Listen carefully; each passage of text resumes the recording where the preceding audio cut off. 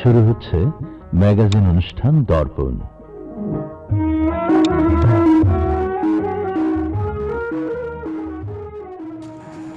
শ্রোতা বন্ধুরা, সৃষ্টিকর্তা মানুষকে সৃষ্টি করে তাকে জ্ঞান দান করলেন।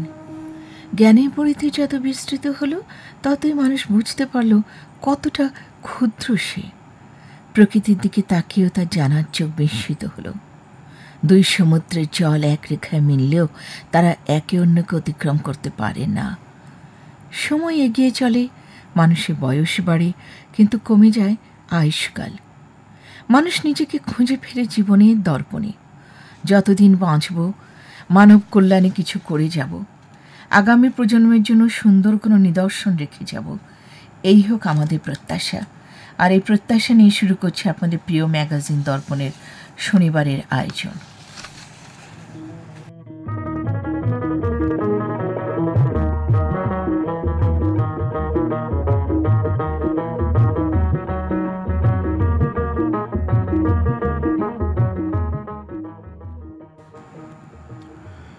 সুপ্রিয় বন্ধুরা, কাছে দূরে যে যেখানে যেভাবে অনুষ্ঠান শুনছেন না কেন, সবার জন্য রইল একরাশ প্রীতি আর শুভেচ্ছা। আশা করি সবাই ভালো আছেন, সুস্থ আছেন। আপনাদের সাথে নিয়েই জীবন নদীর আজকের দিনের কিছুটা সময় আমরা কাটাবো এই দর্পণের সাথে। জেনে নেব বাংলাদেশের জাতীয় ইতিহাস, ঐতিহ্য ও সংস্কৃতি সম্পর্কে। দর্পণের আজকের আয়োজনে আপনাদের সাথে থাকছি আমি শেখ শফি আহমেদ এবং আর আপনাদের আমি রনক জাহান। সুপ্রিয় বন্ধুরা, শুরুতেই জানিয়ে দিচ্ছি কি কি থাকছে আজকের দর্পণে। সময়ের পাতায় এই দিনে ঘটে যাওয়া ঐতিহাসিক ঘটনার তথ্য নিয়ে থাকছে এই দিনে বাংলাদেশের বিখ্যাত বিশ্ববিদ্যালয়, কলেজ ও শিক্ষা প্রতিষ্ঠানের পরিচিতি নিয়ে রয়েছে ক্যাম্পাস কথা। থাকছে দেশের ঐতিহ্যবাহী খাবারের উৎপত্তি, ইতিহাস ও খাবারের জনপ্রিয়তা নিয়ে ইতিকথা, রসনার সাতকাহন, চিঠিপত্রের জবাব নিয়ে পর্ব পচ্চা লাভ, যার জন্য আপনারা বসে থাকেন অধীর আগ্রহে। আরও শুনবেন আমাদের গান।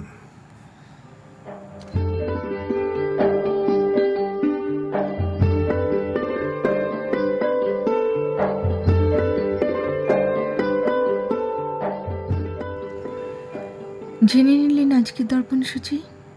বিশ্বে প্রতিদিন নানা ঘটনা দুর্ঘটনা ঘটে না? উদ্ভাবন উন্মোচনে ঘটে অনেক কিছুর, জন্ম মৃত্যু হয় অনেকের।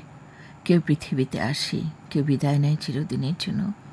রোজকার সব ঘটনাকে আমরা মনে রাখি তা হয়তো না, তবে কিছু বিষয় স্থায়ীভাবে দাগ কাটে মানুষের মনে। কিছু ঘটনা ইতিহাসে পাতায় উঠে যায়, তেমনই কিছু বিষয় নিয়ে আমাদের নিয়মিত আয়োজন এই দিনে। আজ 7 সেপ্টেম্বর 2024 খ্রিস্টাব্দ, শনিবার। গ্রেগরিয়ান বর্ষপঞ্জি অনুসারে বছর 251তম দিন। চলুন জেনে নেই বিশ্বে দিন কি কি ঐতিহাসিক ঘটনা ঘটেছিল।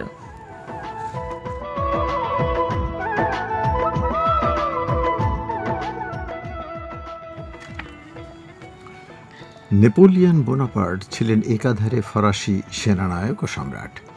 1804 সালে তিনি নিজেকে ফ্রান্সের সম্রাট হিসেবে ঘোষণা করেছিলেন।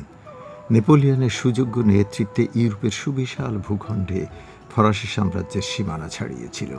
এজন্য বারবার যুদ্ধে জড়াতে হয়েছে তাঁকে। এমনকি রাশিয়াতেও যুদ্ধ করেছেন তিনি। 1812 সালের 7 সেপ্টেম্বর, আজকের এই দিনে রাশিয়ার বোরোদিন অঞ্চলে দেশটির সেনাদের সঙ্গে নেপোলিয়নের বাহিনীর তুমুল লড়াই হয়। রক্তাক্ত এই যুদ্ধে ফরাসি বাহিনী রুশদের পরাজিত করে। দক্ষিণ আমেরিকার সবচেয়ে বড় দেশ ছিল ব্রাজিল। 1500 সালে পর্তুগিজ অভিযাত্রী পেদ্রো আলভারেজ কাব্রাউয়ে ব্রাজিলে এসে পৌঁছানোর পর থেকে 1815 খ্রিস্টাব্দ পর্যন্ত ব্রাজিল ছিল একটি পর্তুগিজ উপনিবেশ।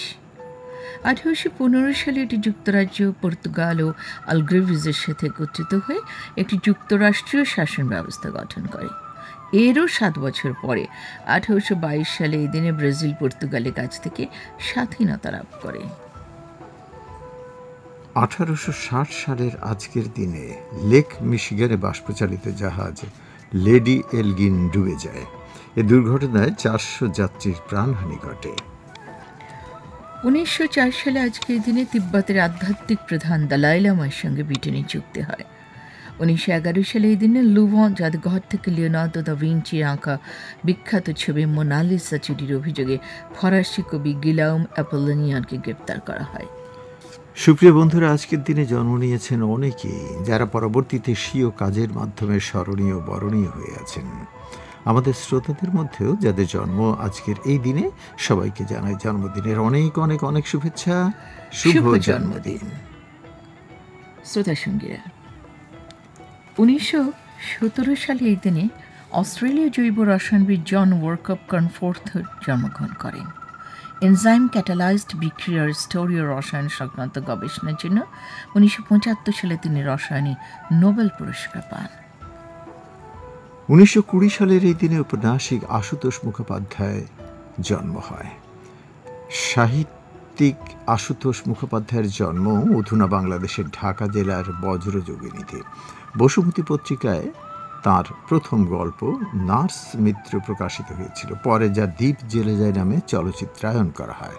প্রায় 200-র মতো বই লিখেছেন তিনি। বিখ্যাত বাঙালি কাল্পনিক চরিত্র পিনভিদা সৃষ্টি করে তিনি একে একে লিখেছিলেন পিণ্ডিদার গপ্প, পিণ্ডিদার অঞ্চবান, পিণ্ডিদার রিটায়ারমেন্ট ইত্যাদি গ্রন্থ।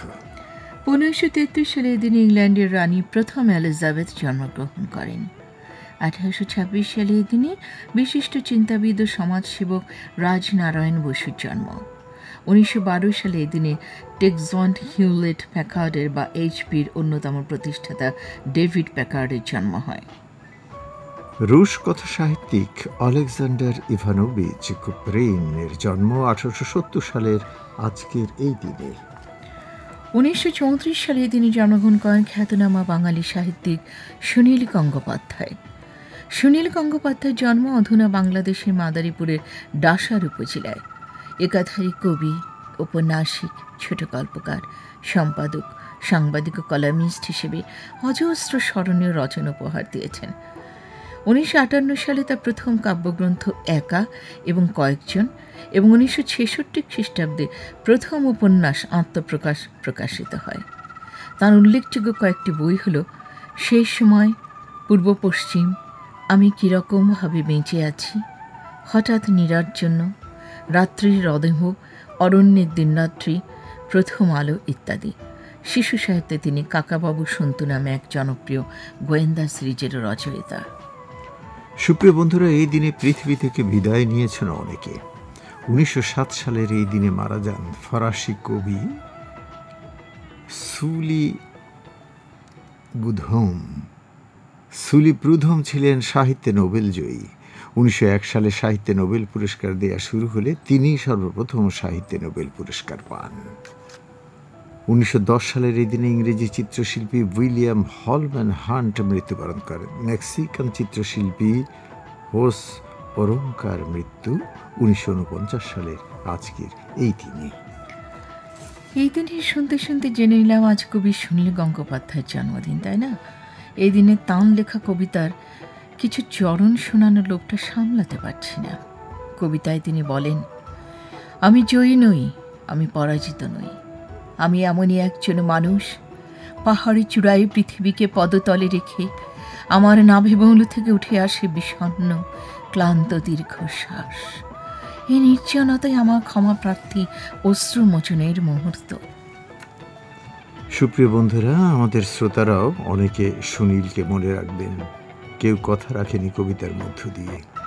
সেই সময় বা পূর্ব পশ্চিম পড়েননি এমন বাঙালি পাঠক পাওয়াও হয়তো বিরল হবে। সুনীলের কথা থাক, আমরা বরং চলে আসি ক্যাম্পাস কথায়। এইচ.এম. জালাল আহমেদের গ্রন্থনায় পরিচিত বই বাংলাদেশের বিখ্যাত বিশ্ববিদ্যালয়, কলেজ ও শিক্ষা প্রতিষ্ঠানের সাথে।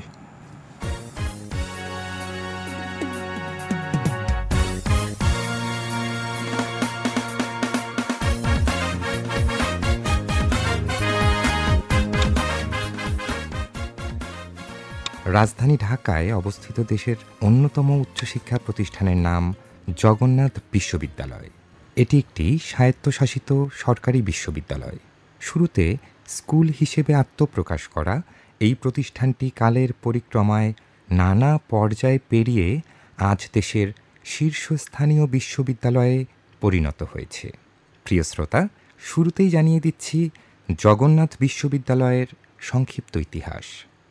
বিশ্ববিদ্যালয় হওয়ার আগে এই প্রতিষ্ঠানটি জগন্নাথ কলেজ নামে দেশজুড়ে পরিচিত ছিল।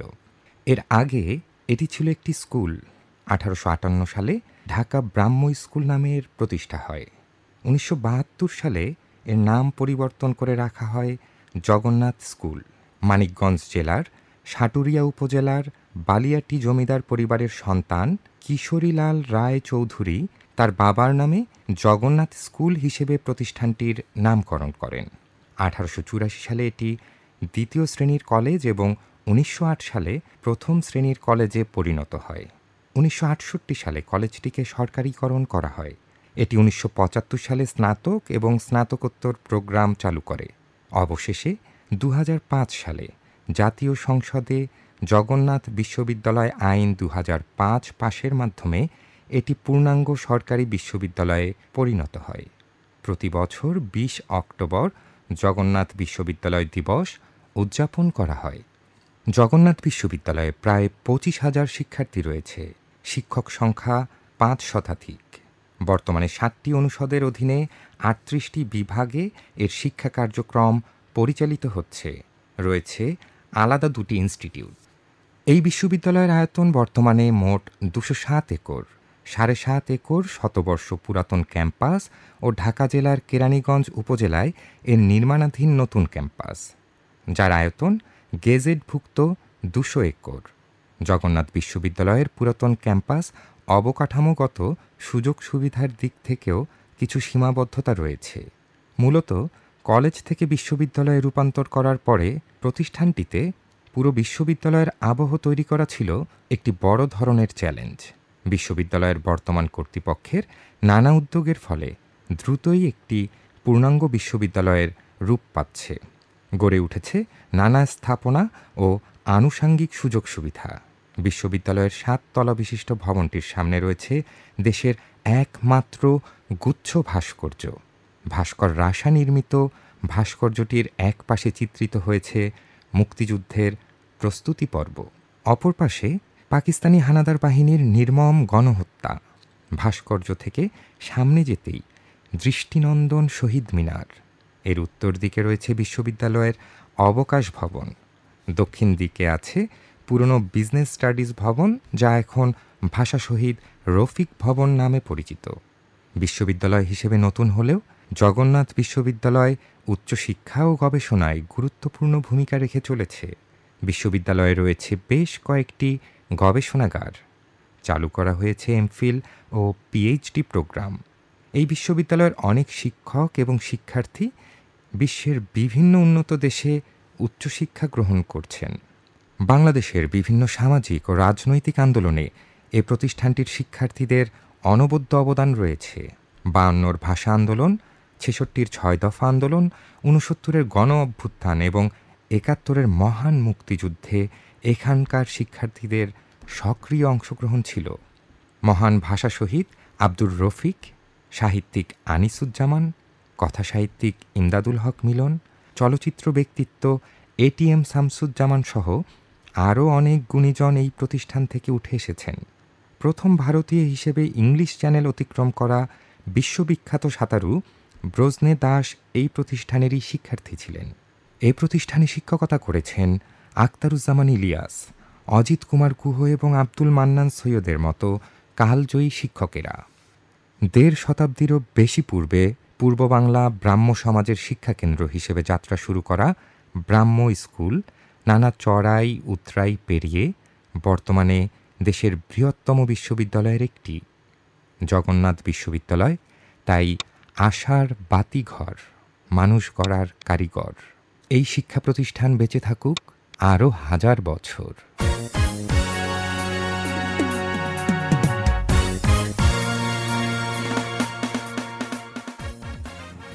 প্রিয় শ্রোতা, এতক্ষণ আপনারা শুনছিলেন ক্যাম্পাস কথা পর্বে জগন্নাথ বিশ্ববিদ্যালয়ের ইতিকথা। উপস্থাপনায় ছিলেন হাসিবুল আলম বজ্র।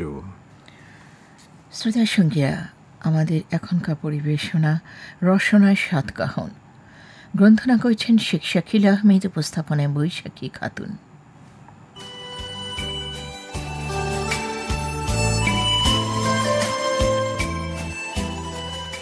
12 মাসে 13 পার্বণের আমাদের এই দেশ। এখানে বছরের অধিকাংশ সময়ে উৎসব আনন্দ লেগেই থাকে। অঞ্চলভেদে এক এক সময় এক এক ধরনের উৎসবের আয়োজনও হয়ে থাকে। সেসব উৎসবে ধর্ম বর্ণ নির্বিশেষে সবাই এক কাতারে স্বতঃস্ফূর্তভাবে অংশ নেয়। এই সার্বজনীন প্রতিটি উৎসবের সাথে মিশে আছে বাংলার সংস্কৃতির শেকড়ের গল্প। ঠিক তেমনিভাবে হাজার বছরের সংস্কৃতির ঐতিহ্যের রকমারি খাবারেও বাঙালিয়ানার স্বতন্ত্র বৈশিষ্ট্য আমরা খুঁজে পাই এখানে। তাই তো হাজার বছরের ঐতিহ্য আর বর্ণিল সংস্কৃতির ইতিহাসে সমৃদ্ধ এই বাঙালি জাতি। এই ঐতিহ্য আর সংস্কৃতির একটি বড় পরিচয় বাঙালির খাদ্যাভ্যাস ও রসনা রুচি। অনন্য স্বাদের বাঙালি খাবার আর বাঙালির আতিথেয়তায় যুগে যুগে মানুষের মন ভুলিয়েছে। আজও বাংলাদেশের বিভিন্ন অঞ্চলে ছড়িয়ে রয়েছে বৈচিত্র্যময় খাবারের সম্ভার, যার সুবাস আর সুনাম রয়েছে সারা দেশ জুড়ে। তারই ধারাবাহিকতায় প্রিয় বন্ধুরা, রসনার সাতকাহনে আপনাদের আমন্ত্রণ জানাই। চলুন আজ আপনাদের নিয়ে ঘুরে আসি মুন্সিগঞ্জের বিক্রমপুরে। এই বিক্রমপুর যেমন ইতিহাস খ্যাত, ঠিক তেমনি স্নিগ্ধতায় ভরা বিক্রমপুরে আজ এসেছি ভিন্ন স্বাদের সন্ধানে। এ অঞ্চলের বেশিরভাগ মানুষের ব্যবসা বাণিজ্যের সাথে সম্পৃক্ততা থাকলেও এখানে কৃষি নির্ভর জীবনের ছোঁয়া পাওয়া যায় সবখানে। তবে এখানকার মানুষের পেশা যাই হোক না কেন, এ অঞ্চলে বাঙালিয়ানার কিন্তু কমতি নেই এতটুকু। বিক্রমপুরের মানুষ কিন্তু একটু মাছ পাগল বাঙালি, কারণ কাছেই নদী, সেই সাথে জলাশয় তো আছেই। এ কারণে মাছের যোগানটা বেশি বলেই মাছ দিয়ে হরেক রকম রান্না করে থাকেন বিক্রমপুরের মায়ে ঝিয়েরা। আর সেই নানান রকম রান্নার একটি মজাদার আর সুস্বাদু রান্না হলো এখানকার বাইল্লা মাছের কোরমা। কি ভাবছেন, বাইল্লা মাছের কোরমা? প্রশ্ন জাগতেই পারে। চলুন আজ তাহলে বিক্রমপুরের বাইল্লা মাছের কোরমা রান্নার প্রণালী আমরা জেনে নেই। নাম তার বেলে মাছ হলেও বাইল্লা নামে বেশি জনপ্রিয় এ অঞ্চলের মানুষের কাছে। বাইল্লা মাছের কোরমা রান্না করতে প্রয়োজন হবে বড় আকারের 2-3টি বাইল্লা মাছ, সেই সাথে হলুদ গুঁড়া, মরিচের গুঁড়া, পেঁয়াজ কুচি, জিরা ও রসুন বাটা, একটি নারিকেলের দুধ, আস্ত কয়েকটি কাঁচামরিচ, কাঁচা তেজপাতা, লবণ এবং তেলেরও প্রয়োজন হবে। এই উপকরণগুলি জোগাড় করার শেষে এবার রান্নার প্রস্তুতি নিতে হবে। প্রথমেই আস্ত বেলে বা বাইল্লা মাছ ভেজে নেওয়ার জন্য তাতে হলুদ গুঁড়া, মরিচ গুঁড়া আর পরিমাণ মতো লবণ দিয়ে ভালো করে মেখে নিতে হবে। এবার তেল গরম হলে গরম তেলে ছেড়ে দিন মশলা মাখা বাইল্লা মাছ। বাইল্লা মাছের গাটা কিন্তু একটু নরম হয়, তাই মাছ যাতে ভেঙে না যায় সেজন্য ভাজতে হবে একটু কড়া করে। একসাথে যদি আপনি 2-3টা বাইল্লা মাছ নেন তাহলে একটি একটি করে ভেজে নিন, যাতে ভেঙে না যায়। মাছ ভাজা হয়ে গেলে এবার কোরমা রান্নার দ্বিতীয় ধাপ। গরম তেলে প্রথমে পেঁয়াজ কুচি দিন। পেঁয়াজ কুচি বাদামি না হওয়া পর্যন্ত ক্রমাগত নাড়তে থাকুন এবং ভাজতে থাকুন। পেঁয়াজ বাদামি হয়ে এলে তাতে দিয়ে দিন একত্রে বেটে রাখা পরিমাণ মতো রসুন এবং জিরা। একটু নেড়েচেড়ে এবার তাতে দিয়ে দিন স্বাদ মতো লবণ। তারপর আবারও কিছুক্ষণ নাড়াচাড়া করুন যাতে মশলাগুলো ভালোভাবে মিশে যায়। এবার দিয়ে দিন কুড়ানো নারিকেলের রস বা নারিকেলের দুধ। নারিকেলের দুধটা জাল হয়ে একটু ঘন হয়ে এলে তাতে সাবধানে ছেড়ে দিন ভেজে রাখা বাইল্লা মাছ। এবার মাছগুলোর ওপর দিয়ে দিন পরিমাণ মতো কয়েকটি আস্ত কাঁচামরিচ। তারপর ঢেকে দিয়ে অল্প কিছুক্ষণের জন্য জাল দিতে থাকুন যাতে নারিকেলের দুধ আর কাঁচামরিচের স্বাদটা মাছের গায়ে ভালোভাবে মিশে যায়। আর হ্যাঁ, মিষ্টি একটা সুবাস ছড়াতে আপনি চাইলে ইচ্ছা করলে এতে তেজপাতা বা ধনিয়া পাতা দিয়ে দিতে পারেন। ব্যাস, এভাবেই হয়ে গেল বিক্রমপুরের সুস্বাদু বাইল্লা মাছের কোরমা রান্না। রান্না তো একটি শিল্প, তাই যিনি রন্ধনশিল্পী তার কিন্তু সহজেই মনের ক্ষুধা মেটে না। সে কারণে আপনি পরিবেশের আগে নানান উপকরণ যেমন গাজর, শসা, ধনিয়া পাতা ইত্যাদি দিয়ে মনের মাধুরী মিশিয়ে বাইল্লা মাছের কোরমাটি সাজিয়ে পরিবেশন করুন। প্রিয় শ্রোতা বন্ধুরা, বিক্রমপুরের বাইল্লা মাছের কোরমার স্বাদে আজ আপনাদের রসনার তৃপ্তি মিটিয়ে এবারে বিদায় নিচ্ছি। ফিরে আসব রসনার সাতকাহনে বাংলার ঐতিহ্যের অন্য কোনো খাবারের স্বাদ নিয়ে।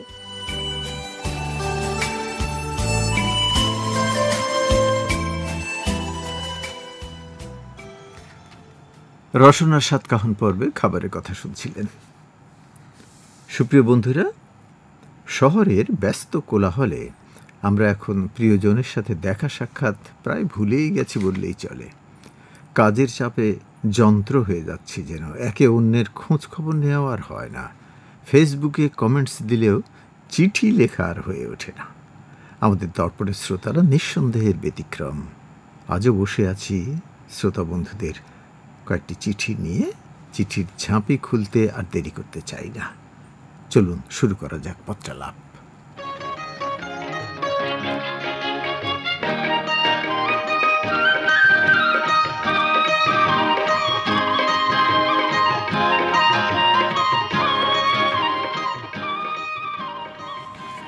শ্রোতার সঙ্গীরা কেমন আছেন সবাই?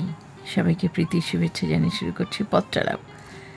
প্রথমে দুটো চিঠি আমাদের নিত্যদিনের সাথী শিকদার ইসাক আলী ভাইয়ের, লিখেছেন আড়াইশি দাসগঞ্জ ব্রাহ্মণবাড়িয়া থেকে।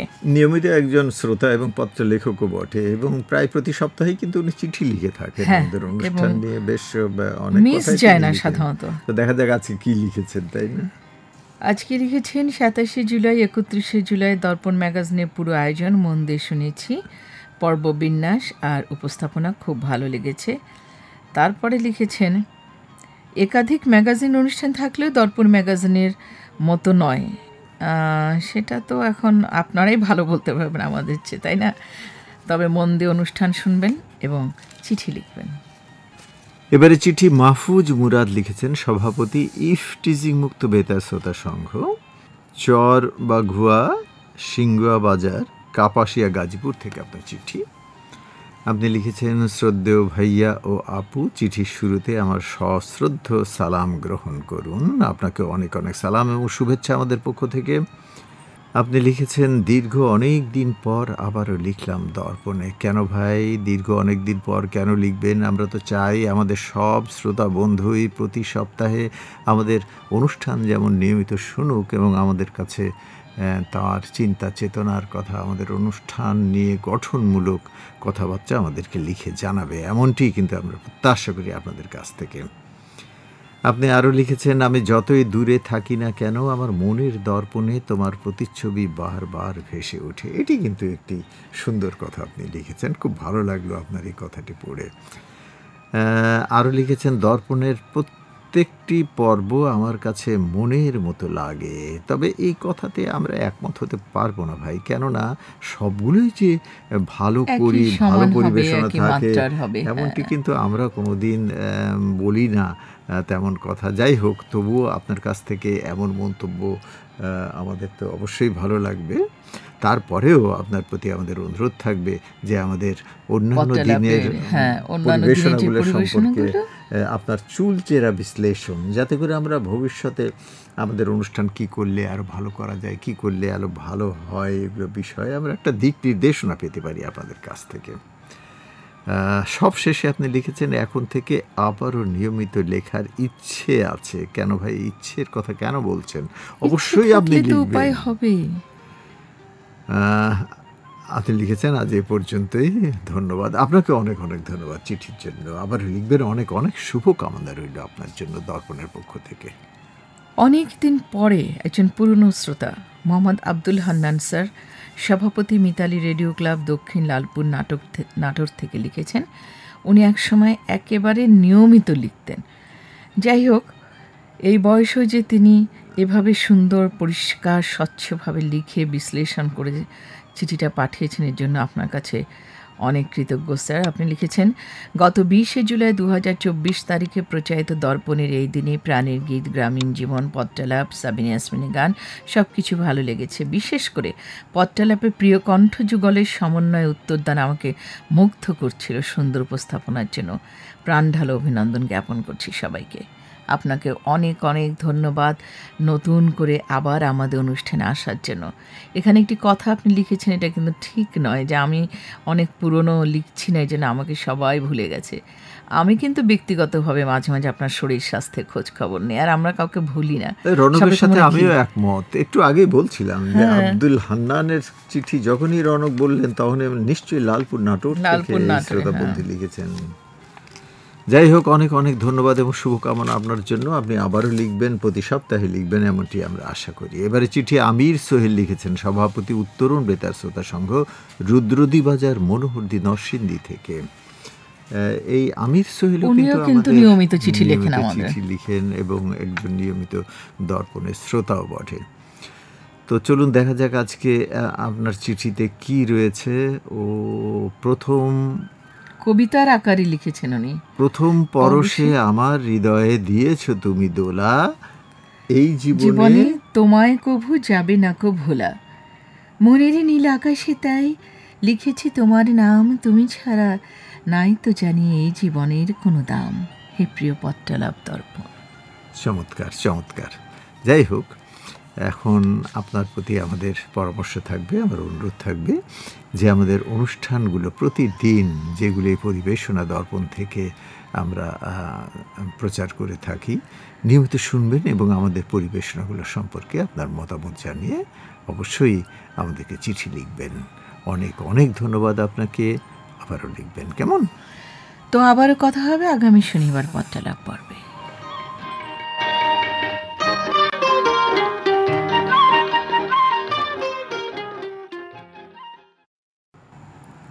শ্রোতার সঙ্গীরা, এবারে দেশের গান লিখেছেন হীরেন্দ্রনাথ মৃধা, সুর করেছেন দেবেন্দ্রনাথ চট্টোপাধ্যায়, গানটিতে কণ্ঠ দিয়েছেন চম্পা বণিক। আমি পড়েছি ফুলের মনের কথাটি, শুনেছি পাখির গান,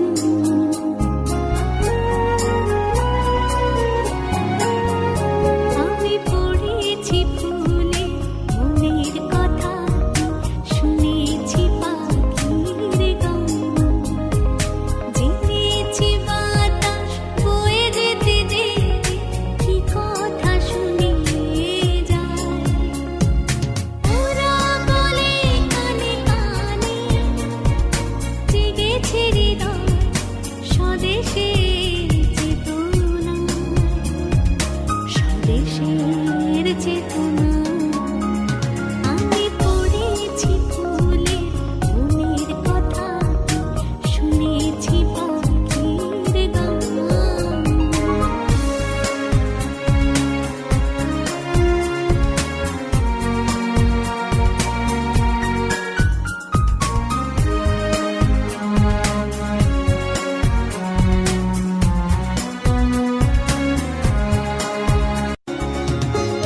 সেই কবে উঠেছিল চর্যাপদের সুর, ভরেছিল প্রাণ গীতাঞ্জলি সুষমায় সুমধুর।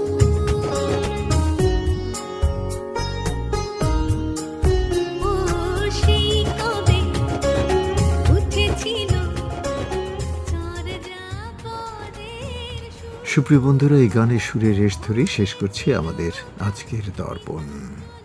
বিদায় বেলায় শেষের কথাগুলো আপনাদের বলে যাই। আজকের দর্পণ গ্রন্থনায় ছিলেন শেখ মোহাম্মদ রেফাত আলী, প্রকৌশল সহযোগিতায় মোসাম্মদ নূরজাহান, প্রযোজনা সহযোগিতায় মোহাম্মদ ওয়াকিবুর রহমান, তত্ত্বাবধানে ছিলেন শাহজাহান জামান চৌধুরী, আর দর্পণ অনুষ্ঠানটি প্রযোজনা করলেন আশিকুর রহমান।